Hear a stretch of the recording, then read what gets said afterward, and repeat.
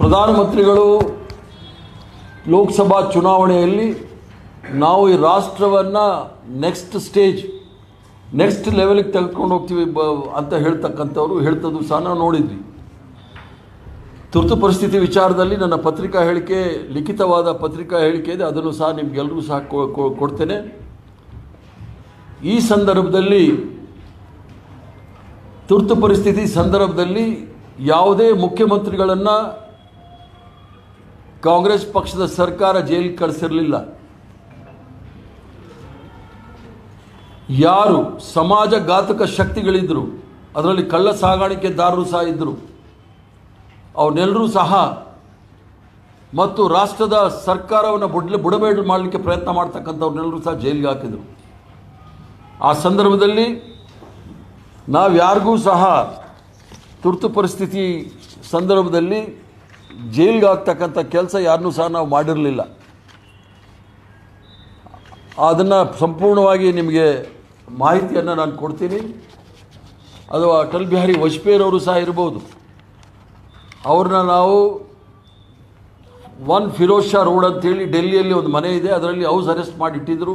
ಅದ್ವಾನಿ ಸಾಹೇಬರನ್ನ ಬೆಂಗಳೂರು ನಗರದಲ್ಲಿ ಇಟ್ಟಿದ್ದರು.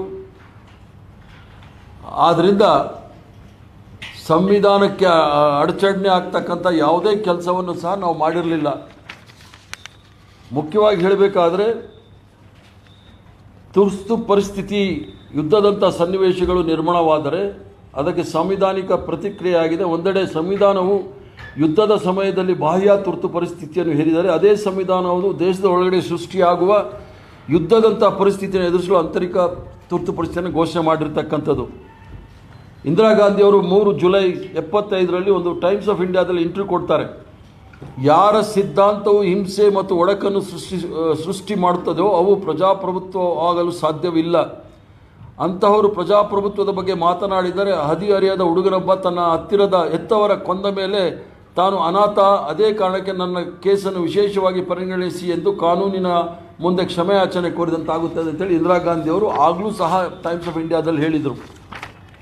ಅದಲ್ಲದೆ ಆ ಸಂದರ್ಭದಲ್ಲಿ ಸುಪ್ರೀಂ ಕೋರ್ಟ್, ಅಲಹಾಬಾದ್ ಹೈಕೋರ್ಟ್ ಭಾಳ ಹೇಳ್ತಾರೆ.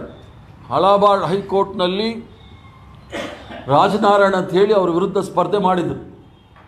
ಆ ಸಂದರ್ಭದಲ್ಲಿ ಎಲ್ಲೋ ಒಂದು ಕಡೆ ಚುನಾವಣೆಯ ಮಾಡೆಲ್ ಕೋಡ್ ಆಫ್ ಕಾಂಡಕ್ಟ್ ಉಲ್ಲಂಘನೆ ಆಗಿದೆ ಅಂಥೇಳಿ ಅಲಹಾಬಾದ್ ಹೈಕೋರ್ಟ್ ತೀರ್ಪು ಕೊಡುತ್ತೆ. ಆಗ ಜಗಮೋಹನ್ ಸಿನ್ಹಾ ಅಂತೇಳಿ ಅಲಹಾಬಾದ್ ಹೈಕೋರ್ಟ್ನ ನ್ಯಾಯಮೂರ್ತಿಗಳು ಸ್ವತಃ ತೀರ್ಪನ್ನು ಕೊಟ್ಟ ನಂತರ ಸುಪ್ರೀಂ ಕೋರ್ಟ್ಗೆ ಹೋಗಲಿಕ್ಕೆ ಇಂದಿರಾ ಗಾಂಧಿ ಅವ್ರಿಗೆ ಅವಕಾಶ ಮಾಡಿಕೊಡಬೇಕು ಅಂಥೇಳಿ 2 ವಾರಗಳ ಟೈಮನ್ನು ಸಹ ಕೊಡ್ತಾರೆ. ಸುಪ್ರೀಂ ಕೋರ್ಟ್ಗೆ ಹೋದ ನಂತರ ಅಲ್ಲಿ ಕೃಷ್ಣಯ್ಯರ್ ಅಂತ ಹೇಳಿ ಸುಪ್ರೀಂ ಕೋರ್ಟ್ ಜಸ್ಟಿಸ್ ಇರ್ತಾರೆ. ಅಲಹಾಬಾದ್ ಹೈಕೋರ್ಟ್ ತೀರ್ಪನ್ನು ಮೊಟಕುಗೊಳಿಸಿ ಇಂದಿರಾ ಗಾಂಧಿಯವರು ಪ್ರಧಾನಮಂತ್ರಿ ಆಗಿ ಮುಂದುವರಲಿಕ್ಕೆ ಏನೂ ಅಭ್ಯಂತರ ಇಲ್ಲ, ಆದರೆ ಯಾವುದೇ ಪಾರ್ಲಿಮೆಂಟಲ್ಲಿ ನಡೀತಕ್ಕಂಥ ಚುನಾವಣೆಯಲ್ಲಿ ಅವರು ಮತ ಚಲಾವಣೆ ಮಾಡಲಿಕ್ಕೆ ಆಗೋದಿಲ್ಲ ಅಂತ ಒಂದು ನಿರ್ಬಂಧವನ್ನು ಹೇರಿ ಅವರನ್ನು ಅಲ್ಲಿ ಮುಂದುವರಿಸ್ತಾರೆ. ಆ ಸಂದರ್ಭದಲ್ಲಿ ಜಯಪ್ರಕಾಶ್ ನಾರಾಯಣ್ ಅಂತ ಹಿರಿಯ ನಾಯಕರು, ಸ್ವತಂತ್ರ ಹೋರಾಟಗಾರರು ಇಂದಿರಾ ಗಾಂಧಿಯವರ ವಿರುದ್ಧ ಹೋರಾಟ ಮಾಡ್ಬೋದಿತ್ತು. ಆದರೆ ದೇಶದ ಸೈನಿಕರಿಗೆ, ಪೊಲೀಸರಿಗೆ, ಸಶಸ್ತ್ರ ಪಡೆಗಳಿಗೆಲ್ಲ ದಂಗೆ ಏಳಲಿಕ್ಕೆ ಕರೆ ಕೊಟ್ಟಾಗ ಇಂದಿರಾ ಗಾಂಧಿಯವರಿಗೆ ಬೇರೆ ಯಾವುದೇ ರೀತಿಯ ಆಸ್ಪದ ಇರಲಿಲ್ಲ. ಅವರು ತುರ್ತು ಪರಿಸ್ಥಿತಿಯನ್ನು ಏರಿ ನಿಯಂತ್ರಣವನ್ನು ಮಾಡಿದ್ರು. ತುರ್ತು ಪರಿಸ್ಥಿತಿಯನ್ನು ಹೇರಿದ ನಂತರ ಅದನ್ನು ಸಹ ವಾಪಸ್ ತೆಗೆದುಕೊಂಡಿದ್ದು ಸಹ ಇಂದಿರಾ ಗಾಂಧಿ ಅವರೇ. ಯಾಕಂದರೆ 76ರಲ್ಲಿ ಚುನಾವಣೆ ನಡೆಯೋದು, 76 ಮಾರ್ಚಲ್ಲಿ 71ನೇ ಮಧ್ಯಂತರ ಚುನಾವಣೆ ನಂತರ ಲೋಕಸಭೆಯಲ್ಲಿ 76ನೇ ಚುನಾವಣೆಯಲ್ಲಿ ಅವರು ಇಂದಿರಾ ಗಾಂಧಿ ಅವ್ರನ್ನ ಸೋಲಿಸ್ಬೋದಿತ್ತು. ಅದು ಆ್ಯಂಟಿ ಇನ್ಕಂಬೆನ್ಸಿ ಅಂತ ಏನು ಹೇಳ್ತೀವಿ ಅದು ಭಾಳಷ್ಟಿತ್ತು. ಆದರೆ ದಂಗೆ ಮಾಡಲಿಕ್ಕೆ, ಹಿಂಸೆ ಮಾಡಲಿಕ್ಕೆ ಅವಕಾಶಗಳು ಮಾಡಿಕೊಟ್ಟಾಗ ಏನು ಈಗ ಆಪರೇಷನ್ ಕಮಲ ಅಂತ ಮಾಡ್ತಾರೆ, ಆಗ ಬಿಹಾರ ಮತ್ತು ಗುಜರಾತಲ್ಲಿ ಅನ್ಯ ಕಾಂಗ್ರೆಸ್ ಪಕ್ಷದ ಶಾಸಕರಿಗೆ ಭಯವನ್ನು ಒಡ್ಡು ರಾಜೀನಾಮೆಯನ್ನು ತೆಗೆದುಕೊಂಡಿರ್ತಕ್ಕಂಥದ್ದು ನಾವು ಸಹ ನೋಡಿದ್ದೀವಿ. ಆದ್ದರಿಂದ ಯಾವುದೇ ರೀತಿಯ ಅಸಂವಿಧಾನಿಕವಾದ ಕಾರ್ಯಕ್ರಮ ಕಾಂಗ್ರೆಸ್ ಪಕ್ಷ ಮಾಡಿಲ್ಲ. ಅವೆಲ್ಲವೂ ಸಹ ನೀವು ನೋಡಿದಾಗ ಭಾರತೀಯ ಜನತಾ ಪಾರ್ಟಿಯವರು ಎತ್ತು ಕಾಣಿಸುತ್ತೆ. ಸಂವಿಧಾನವನ್ನು ಗಾಳಿ ತೂರಿರ್ತಕ್ಕಂಥವರು.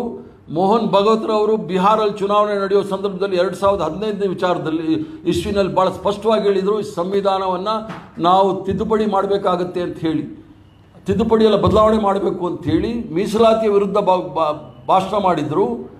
ಅಟಲ್ ಬಿಹಾರಿ ವಾಜಪೇಯಿರವರು ಪ್ರಧಾನಮಂತ್ರಿಗಳಾದಾಗ ಇದನ್ನು ರಿವೈಸ್ ಮಾಡಬೇಕು ಅಂಥೇಳಿ ಪ್ರಯತ್ನವನ್ನು ಮಾಡಿ ಇಲ್ಲಿ ನಮ್ಮವರಾದ ವೆಂಕಟರಾಮ್ ಅವರು, ಚೀಫ್ ಜಸ್ಟಿಸ್ ಆಫ್ ವೆಂಕಟಾಚಲಯ್ಯನವ್ರನ್ನ ಅಥವಾ ವೆಂಕಟರಾಮರು ಅದರ ಇಬ್ಬರಲ್ಲಿ ಒಬ್ಬರು, ವೆಂಕಟಾಚಲಯ್ಯ ಅವ್ರನ್ನ ಅಧ್ಯಕ್ಷ ಸ್ಥಾನದಲ್ಲಿ ಅದು ರಿವೈಸ್ ಮಾಡಬೇಕು ಸಂವಿಧಾನವನ್ನು ಅಂಥೇಳಿ ಮಾಡಿ ಪ್ರಯತ್ನ ಮಾಡಿದಾಗ KR ನಾರಾಯಣರವರು ರಾಷ್ಟ್ರಪತಿ ಆಗಿದ್ದರು. ಆದ್ದರಿಂದ ಅದಕ್ಕೆ ಅವಕಾಶಗಳು ಕೊಡಲಿಲ್ಲ.